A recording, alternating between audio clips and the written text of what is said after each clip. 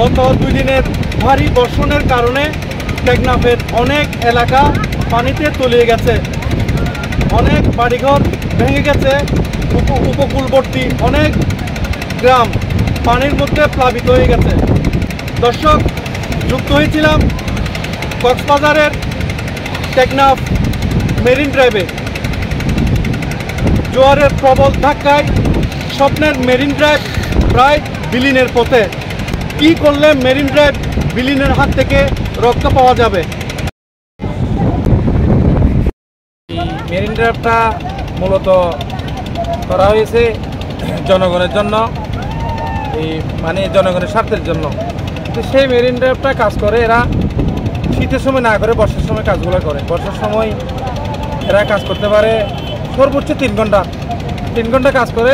পানির স্রোতের বাড়ি পানি থাকার কারণে এরা কাজ করতে পারে না। তাহলে এদেরকে আমি নিজে গিয়ে সেনাবাহিনীর কাছে কথা বলছিলাম যে স্যার, আপনারা বর্ষার সময় কাজটা না করে শীতের সময় কাজগুলো করেন। সেনাবাহিনী আমাদেরকে প্রতি উত্তর দিয়েছে যে আমাদের বাজেটগুলো আসে বাগার পরে, এর আগে কোনো বাজেট আসে না, আমরা এই জন্য শীতের মৌসুমে কাজগুলো করতে পারি না।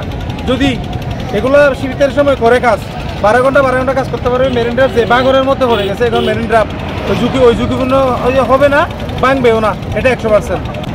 স্থায়ী সমাধান হইলে এই যেগুলো ব্লক দিয়ে যেগুলো কাজ করতেছে এটা অস্থায়ী কাম। অস্থায়ী দিয়ে মেরিনটা রক্ষা হবে না। যদি গাইডওয়ালের মাধ্যমে যদি মেরিনটা যদি করতে রক্ষা করতে গেলে গাইডওয়ালের মাধ্যমে রক্ষা করতে হবে। অস্থায়ী যদি কিরুবেগ ফেলি মনে করা এবছর বসাইছে, আগামী বছর দেখবেন এটা ফাটি গেছে, বা জেলের এখানে ছেলেমেয়েরা আছে এটা বা একটা বস্তা কাটিয়ে দিছে, ফাটি গেছে, পানি নষ্ট করে ফেলছে, এটা দিয়ে মেরিনটা রক্ষা হবে না। আশা করি ডালাই শেষ সব এটা আর ভাঙা যাবে না, যেহেতু বর্ষার আগে আর ভাঙা যাবে না। এটার অনুরোধ হয়েছে যে এটা গাছের ভিতরে অনেক ভালো কিছু গাছের ভিতরে কাটা হবে না, আর ভাঙা যাবে থাকবে না। এখন তো এই যে বর্ষা কাছাকাছি আসবে নাই, এই যেভাবে ভাঙা শুরু হয়েছে মনে হয় বর্ষা মনে হয় থাকবে না। তো বস্তা দিলে দ্রুত কাজ করলে বলক টলক দিলে তাহলে তো আশা ভরসা আসবে, তাহলে তো থাকবে না।